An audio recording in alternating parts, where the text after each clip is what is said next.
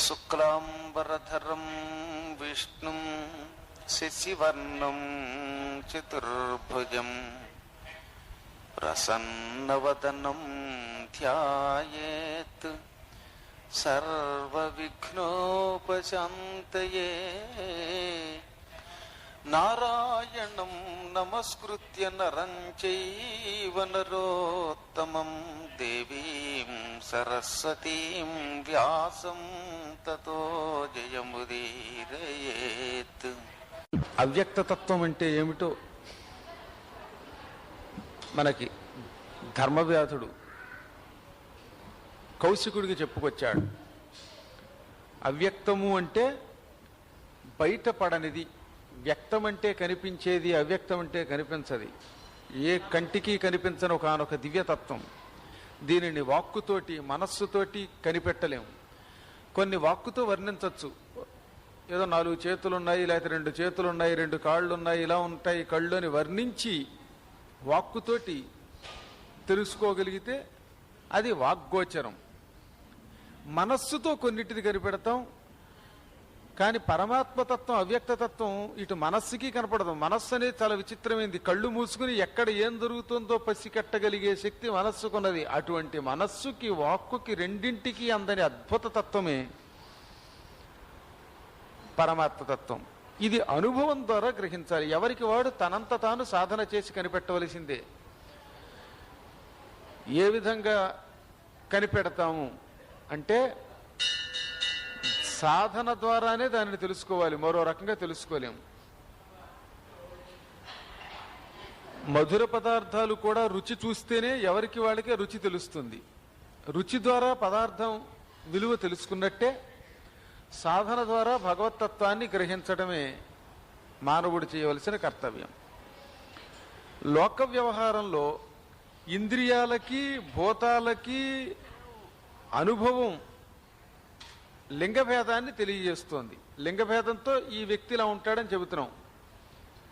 స్త్రీయా పురుషుడా, లేకపోతే నపుంసకుడా, కన్నుందా లేదా, ఇటువంటి వాటి ద్వారా ఒక వ్యక్తిని వర్ణిస్తాం.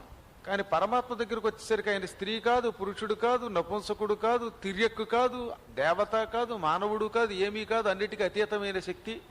అందుకే గజేంద్ర మోక్షంలో కూడా స్త్రీ నపుంసక పురుషమూర్తియునుగాక తిర్యగమర నరాది మూర్తియునుగాక కర్మగుణభేది సదసత్ప్రకాశిగాక వెనుక అన్నియుతానగు విభుధలంతు. స్త్రీ నపుంసక పురుషమూర్తి కాదట, దేవతాది జాతి కాదట, పశుపక్ష్యాది రూపాలు లేవట, అన్నీ తానవుతున్నట్ట. నిజానికి విష్ణువు అంటే మనం ఒక పురుషుడు అంటున్నాం, కానీ ఆయన ఆ పురుషత్వము లేదు, ఇటు స్త్రీత్వము లేదు. ఒక రూపం ధరిస్తే కానీ మనకి కనపడ్డ గనక అలా రూపధారణ చేసినట్టు కనపడతాడు ఆయన. అన్నీ తానవుతాడు. ఆయన చేప కాదు, తాబేలు కాదు, సింహము కాదు, ఇంకోటి కాదు, అన్ని రూపాలు తాను ధరిస్తాడు మళ్ళీ. అటువంటి స్వామి. అందుకే పరమాత్ముడు అంటే ఎలా ఉంటాడు అని అడిగారు. అని అడిగితే పరమాత్మ అంటే ఈ కనిపించే సమస్త ప్రాణుల సమాహారము అన్నారు. ప్రతి పిపీలికాది బ్రహ్మ పర్యంతం పరమాత్మే. ఒక చీమ దగ్గర నుంచి బ్రహ్మాండంలో ఉండే ఆ పరమాత్మ బ్రహ్మస్వరూపం వరకు అన్ని తానే అయి ఉన్నాడు. మళ్ళీ అవేమీ తాను కాదు అని చెప్పి ఆ నిరాకారమైన అవ్యక్తమైన పరబ్రహ్మ గుణరూపాదులు లేనివాడని చెప్పి ఇప్పుడు చెప్పాడు. ఎందువల్ల అటువంటి తత్వాన్ని మనం గ్రహించలేకపోతున్నాం, ఎందుకు దైవాన్ని మనం గుర్తించలేకపోతున్నాం? కారణం ఒకే ఒక్క అడ్డుగోడ ఉంది మనకి. ఇలా గోడ అడ్డంగా ఉంటే ఆ గోడ అవతల ఏముందో మనకి ఏం తెలుస్తోంది? తెలియదు. కానీ దాన్ని తెలుసుకోవడానికి మానవుడికి సాధన ఒకటి ఉన్నది. అదే ఇంద్రియాలు. అనఘ శబ్దాది విషయంబులందు దగిలి ఇచ్చజనియించు ఎప్పుడు ఇంద్రియములు బుధుడు తత్వభావము తన బుద్ధి నెరిగి ఏ మరక వానితగా కుదియింపవలయో.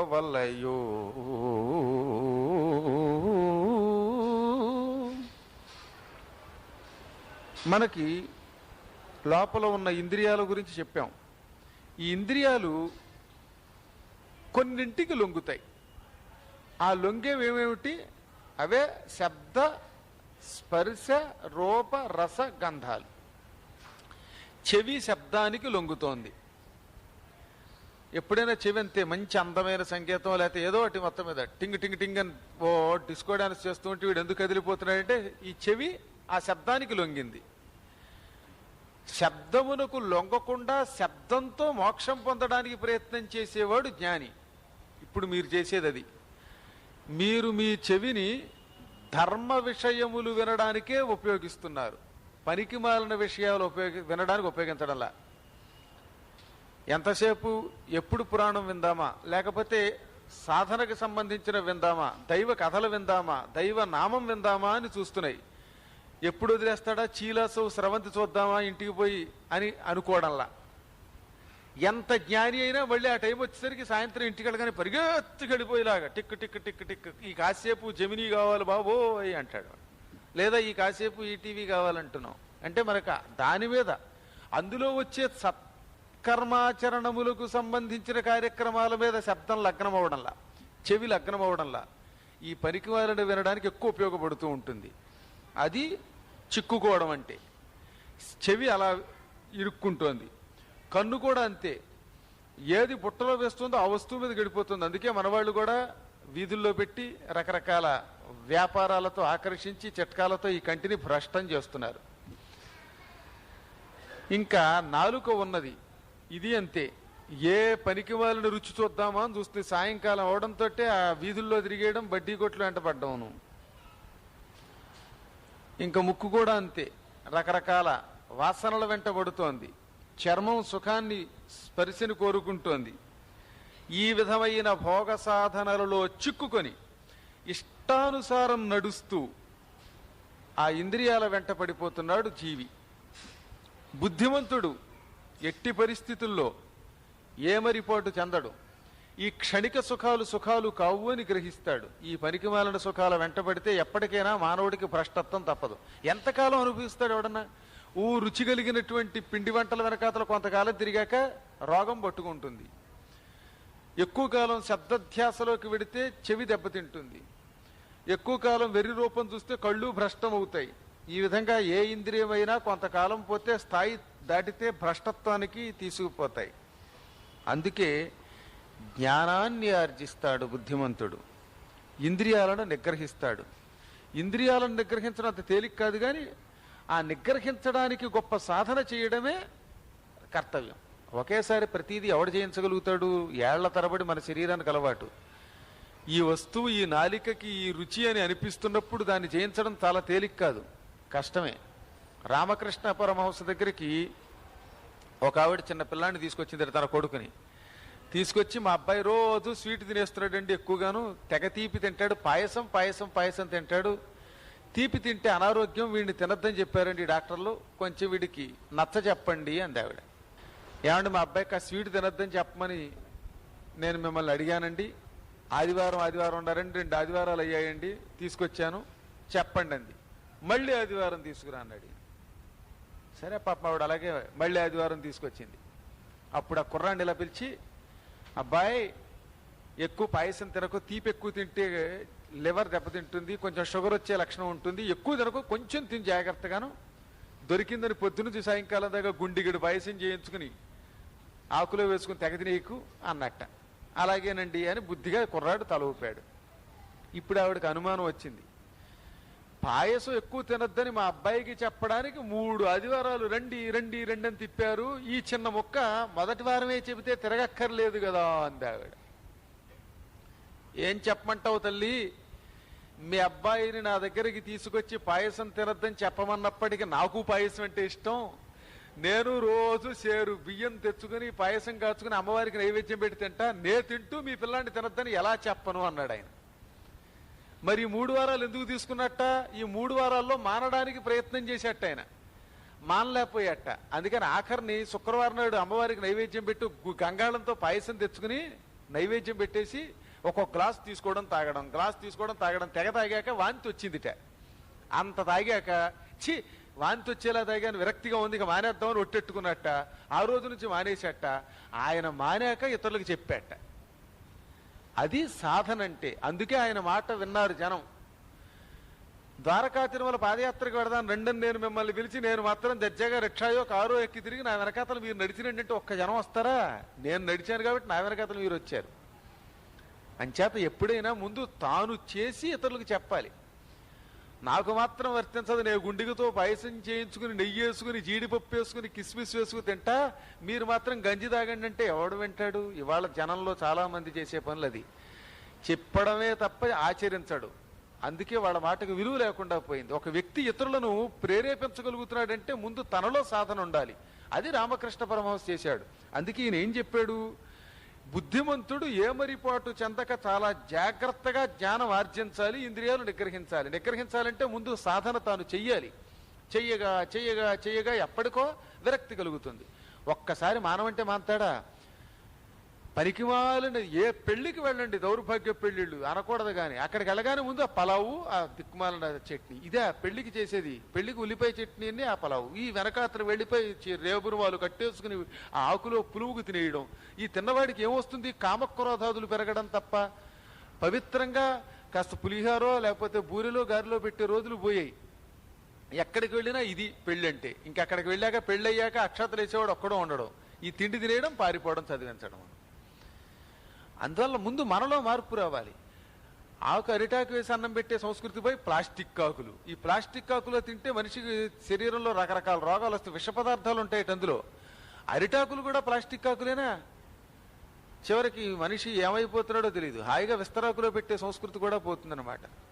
క్రమక్రమంగా మానవుడు ఆహారం వల్ల, ఆహారం తినడానికి ఉపయోగించే సాధనల వల్ల శరీరాన్ని విష కషాయం చేసుకుంటున్నాడు. వీడి శరీరం విష కషాయాలు పుట్టయ్యాక వీడికి ఇంకా ఆరోగ్యం ఏది? అనారోగ్యమైన శరీరంలో అపవిత్రమైన మనస్సు ఉంటుంది. ఈ అపవిత్రమైన మనస్సుతో చివరికి వీడు ఏ సాధకుడు కాకుండా 5 నిమిషాలు నిలబడలేక 10 నిమిషాలు పూజలో మనస్సు లగ్నం కాక భ్రష్టుడైపోతున్నాడు. కాబట్టి ఎప్పుడూ జ్ఞాని అనుక్షణము ముందు ఆహారం దగ్గర, ఆ తర్వాత విహారం దగ్గర సాధన చెయ్యాలి. ఇవి చేస్తే అప్పుడు మనస్సు లొంగుతుంది. ఇష్టం వచ్చినట్టు ఏది పడితే అది తినేవాడికి మనస్సు కూడా చెప్పినట్టు వినదట. అందుకే కడుపులో వికారాలు పుడుతూ ఉంటే నీకు దేవుడి దగ్గర ఏం నిలబడతావు? నువ్వు పీకిదాకా ఆ రజోగుణాన్ని ప్రేరేపించే కారాలు మిరియాలు తిని, ఉల్లిపాయ పకోడీలు తిని వచ్చి కూర్చున్న వాడికి ఇక్కడ కూర్చున్నంతసేపు మనస్సు అశాంతిగా ఉంటుంది. అప్పుడు పురాణం వినలేం. అప్పుడు 5 నిమిషాలు కూడా ధ్యానం మీద లగ్నం అవదు. మనస్సంతా చిరాగ్గానే ఉంటుంది. అందుకే ఆహారములో సాత్వికతని పాటించాలి. ఆహారంలోనే కాదు, తద్వారా మానసికంగా కూడా సత్వగుణం వస్తుంది. ధీరుడు నిర్జితేంద్రియుడు తెల్లముగా తనుగాంచు భూత విస్తార నిగూఢమైన పరతత్వముగా తనయందు భూత విస్తారము నెల్లగాంచు సతత స్ఫుట దర్శనుడై సమగ్ర విస్ఫారత బొంది నిర్మల తపంబుల యందు చలింపక ఎన్నడు. ధీరుడు అనడంతో బుద్ధిమంతుడు అని, తన బుద్ధిని పెడత్రోవ పట్టకుండా సత్ కార్యక్రమాలలో నిమగ్నం చేసే తెలివైన వాడు ఎవడైనా ధీరుడే. ముందు తెలివితేటలు కావాలి. తెలివితేటలు ఏం చెయ్యాలి? కొంపలు ముంచే వాటిని తెలివితేటలు అనరు, అవి జిత్తులు అంటారు. గుర్తుపెట్టుకోండి. ఏ కృషి బ్యాంకు పెట్టి ఎవరిని దోచేద్దామా అనుకునే తెలివితేటలని తెలివితేటలు అనరు, వాటిని జిత్తులు అన్నారు. తెలివి అంటే ఎప్పుడు లోకానికి ఉపకారం చేయడానికి ఉపయోగపడేదాన్ని మాత్రమే తెలివి అన్నారు. లోకానికి అపకారం చేయడానికి వాడేదాన్ని తెలివి అనరు. మోసం అంటారు, అన్యాయం అంటారు.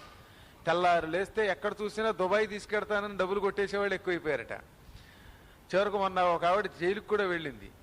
నాతో పాటు ఫ్లైట్ ఎక్కడానికి వచ్చింది నా వెనకాతలే. తీరా చూస్తే ఆవిడ పాస్పోర్టు నకిలీ, ఆవిడ వీసా నకిలీ తీసుకెళ్లి జైల్లో పెట్టారు.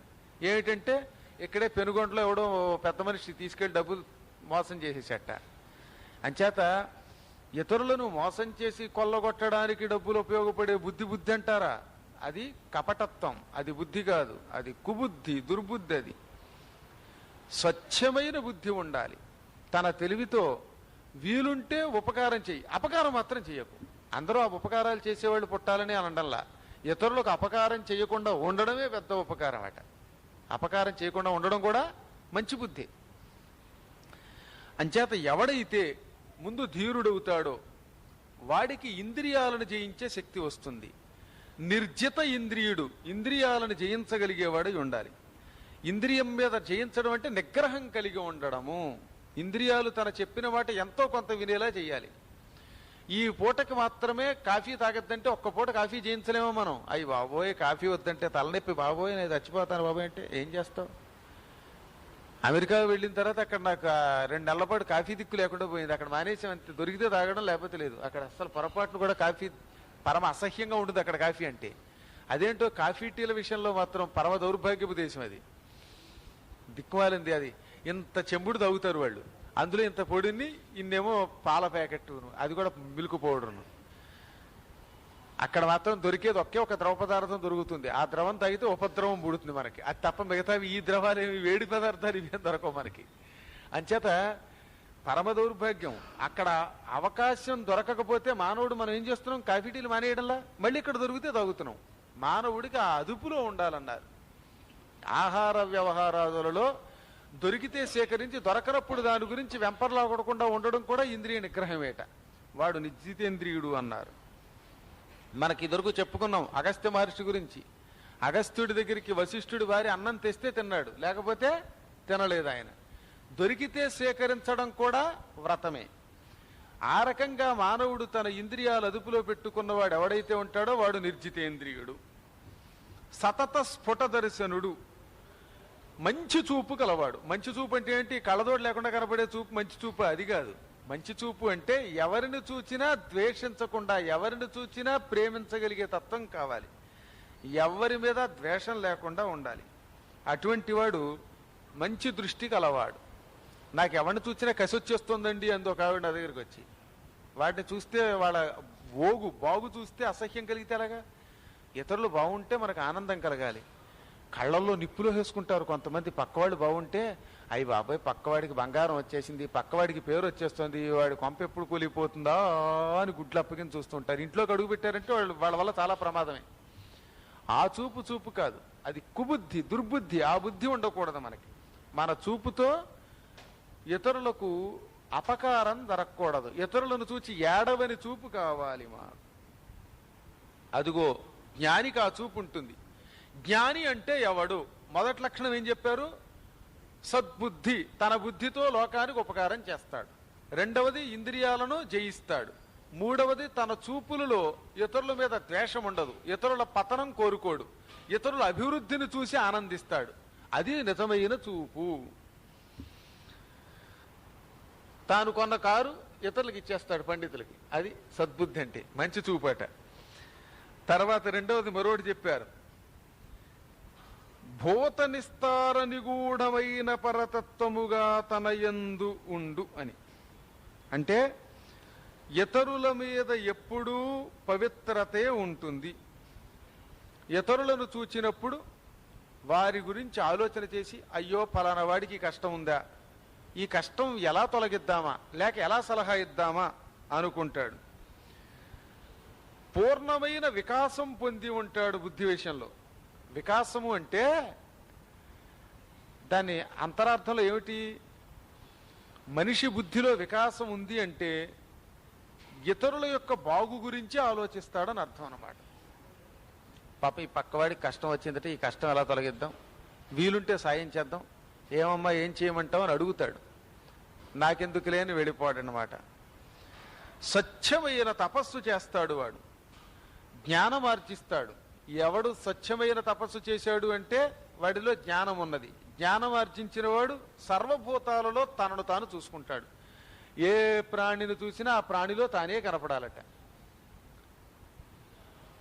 అన్ని ప్రాణుల్లో తనను తాను చూసుకున్నవాడు, అందరిలో తనంత తానే కనపడేవాడు, అందరినీ తనతో సమానంగా చూసుకునేవాడికి ఇంకెవడి మీద ద్వేషం ఉంటుంది? ఈ అమ్మాయిని చూసినా, ఆ అమ్మాయిని చూసినా, ఆ అబ్బాయిని చూసినా, ఏ అబ్బాయిని చూసినా, ఎవరిని చూసినా ప్రేమే కలుగుతుంది. పాపం అస్సలు కోపం రాదు. రాగద్వేషాలకు అతీతంగా వెళ్ళిపోతాడు. అదిగో ప్రహ్లాదుడి గురించి చెబుతూ ఆత్మవత్ సర్వభూతాని అన్నారు. తనయందు అఖిల భూతములందు ఒక భంగి సమహితత్వంబున జరగువాడు. తనలో సమస్త ప్రాణులలో ఒకే రకమైన హితత్వంతో ఉన్నాడు. సర్వభూతాలని తనలో చూసుకున్నాడు, అన్ని ప్రాణులలో తనలో చూసుకున్నాడు, తనలో అన్ని ప్రాణాలని చూసుకున్నాడు.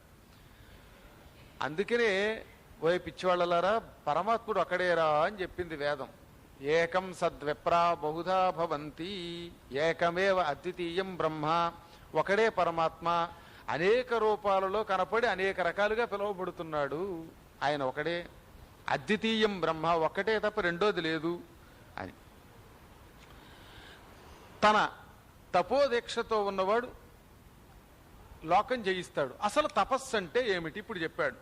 తపమనగా సకల విషయ వ్యపేతముగునట్టి బుద్ధి వైభవము సుమీ. తపమనగా సకల విషయ వ్యపేతమగునట్టి బుద్ధి వైభవము సుమీ.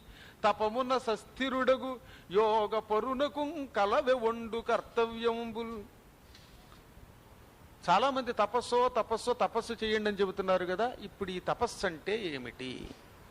తపస్సు అంటే అన్ని విషయాల నుండి వెనక్కి వెళ్ళిపోవాలి. అలా వెనక్కి వెళ్ళిన మనస్సుతో కూడిన వైరాగ్యం. విషయవాసనలు అంటే లోకంలో ఉండే వస్తువుల మీద వ్యామోహం.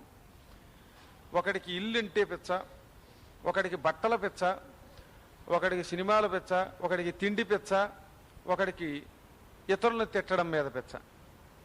ఏదో ఒక వ్యసనం ఉన్నది. ఇదే విషయవాసన. ఈ విషయవాసన నుంచి మనస్సు వెనక్కి వచ్చేస్తే తనకి దేని మీద ఇష్టమో దాని మీద ఇష్టం లేకుండా చేసుకోవడం తపస్సు అండి. ఇంకేం లేదు. ఒక మొక్కలో చెప్పాలంటే తనకి ఏది ఎక్కువ ఇష్టమో అందులోంచి బయటపడ్డాం. అయితే నాకు పురాణాలు అంటే ఇష్టం, అందులోంచి బయటపడడం అంటే పురాణాలు కాదు ఇష్టం అంటే అక్కడ చెప్పేది వాడు వ్యసనములు. తెగ తిండి అంటే ఇష్టం. పొద్దు నుంచి సాయంకాలం దాకా ఎన్ని మిరపకాయ బజ్జీలు వేసినా తినేస్తారు కొందరు. ఈ మిరపకాయ బజ్జీలు చేయించాలి. కొంతమందికి పొద్దు నుంచి సాయంకాలం దాకా పక్కవాడిని తిట్టడం ఇష్టం. ఆ తిట్టడం నుంచి వెనక్కిరా. ఒక్కొక్కడికి పక్కవాళ్ళ గురించి చెడు చెబితే ఎంత ఇష్టమో. అయ్యి బాబే పుల్లమ్మ అలా చేసిందిట, ఎల్లమ్మ ఇలా చేసిందిట అని పొద్దు నుంచి సాయంకాలం దాకా చెప్పుకుంటారే. ఆ తిట్టుకోవడం నుంచి వెనక్కి రావడమే తపస్సు. పొద్దు నుంచి సాయంకాలం దాకా నిద్రపోవడం అంటే చాలా మందికి ఇష్టం. ఎన్నిసార్లు నిద్రపోతారో. నిద్రపోయేటప్పుడు మందు వేసుకోండి అని చెప్పారు డాక్టర్ గారు ఒక ఆయనకి. ఏ నిద్రపోవడం అండి? రాత్రి నిద్రపోవడమా? ఆఫీసులో నిద్ర, బస్సు ఎక్కినప్పుడు నిద్ర, కారులో నిద్ర, పురాణంలో నిద్ర. ఎప్పుడు నిద్రపోయినప్పుడు మందు వేసుకోవాలి. పురాణానికి వచ్చినప్పుడు కూడా మందు తెచ్చుకోవచ్చు. నిద్రకి రాగానే డింగని మందు వేసుకుని నిద్రపోవడం. అలా ఆ రకంగా నిరంతర నిద్రలో పోవడం కొందరికి ఇష్టం. ఆ నిద్రని వీలున్నంత చేయించడమే తపస్సు అంటే. కొంతమందికి కారులు ఇష్టం. ఆ కారులు చేయించడమే ఇది. ఏ రకంగా అయినా సరే దేని మీద నువ్వు ఎక్కువ వ్యసనమైన నిద్ర, వ్యసనమైన ఇష్టం పెట్టుకున్నావో ఆ వ్యసనముల మీద ఉండే ఇష్టమును జయించడమే తపస్సు. విషయవాసనల నుండి వెనక్కి మళ్ళిన మనస్సుతో కూడిన వైరాగ్యమే తపస్సు అంటే. అదిగో అటువంటి తపస్సుని చెయ్యాలి. అలా చేస్తే వాడు యోగి అయిపోతాడు. అప్పుడు ఆ యోగికి ఇక చేయవలసిన వేరే పనులు అంటూ ఉండవు. అన్ని సత్కార్యాలన్నీ అందులోంచి బయటికి రావడమే. కాబట్టి అందులోంచి బయటకు వచ్చేసాక ఇంకా వాడికి కష్టమే ఉంటుంది. స్వర్గ నరకాలంటే ఇవే, ఇంతకంటే ఏం లేవు. స్వర్గ నరకంబులింద్రియ వర్గ సమాచరణమునన వచ్చును వినవే. స్వర్గమగు తన్ నివారణ దుర్గతియగు తన్ నిరోధ దుర్బలతమయిన్. ఇంద్రియాలను నిగ్రహించడమే స్వర్గం. స్వర్గం లభించాలంటే ఇంద్రియాలను అదుపులో పెట్టుకోవాలను. ఇదో పురాణం చెప్తున్నాడు. ఒక ఆయన ఎదురుగుండా ముక్కుపొడి డబ్బా పెట్టుకున్నాడు. ఆ ముక్కుపొడి డబ్బా పెట్టుకుని దాన్ని కొడుతూ ఇంత తీసి ఇంద్రియాలను జయించాలని ఆయన ఇంద్రియాలని అంటున్నాడు ఆయన. ఇంకేం ఇంద్రియాలను జయించడం?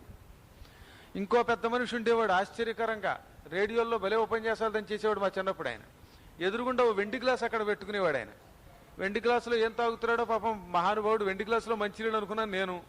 ఆయన పుచ్చుకునే చొక్క వెండి గ్లాసులో పుచ్చుకుంటే కానీ ఆయనకి పురాణం వెళ్ళదు. ఇంకేమిటి? ఇంద్రియాలను జయించవాలని నాయన ఇంద్రియాలను పుచ్చుకుంటే ఇంకేంద్రియాలు జయించేది ఏమిటి వాడు మొహం. కాబట్టి చెప్పడమే కాని చెయ్యడం లేని కారణం చేతనే పండితులు కూడా భ్రష్టులైపోతున్నారు. మహానుభావులు అనుకున్న వాళ్ళు, పండితులు అనుకున్నటువంటి వాళ్ళు కూడా జీవితంలో సాధన లేక భ్రష్టులవుతారు. ఇంకా సామాన్యుల సంగతి చెప్పేదేముంది. ఎంతో జాగ్రత్తగా ఇంద్రియాలను నిగ్రహించడం వల్ల స్వర్గం లభిస్తుంది.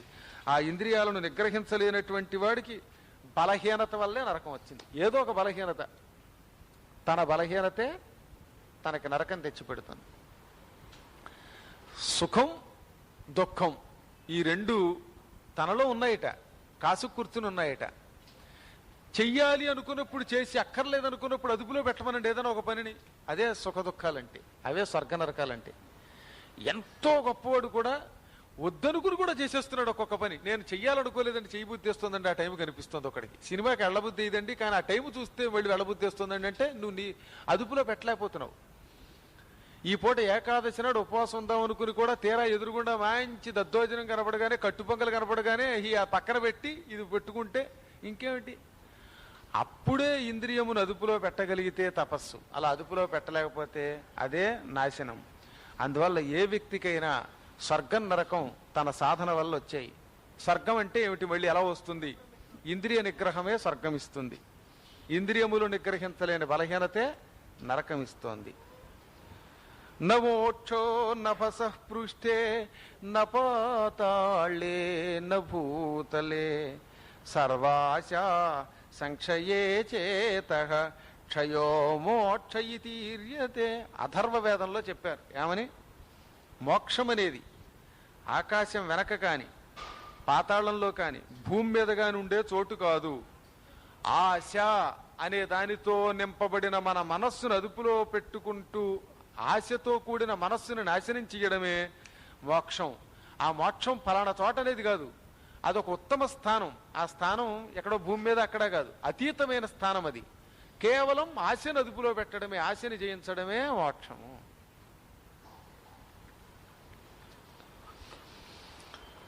కృతజ్ఞతతో కూడిన ఆశను అదుపులో పెట్టడమే మానవుడికి మోక్షం.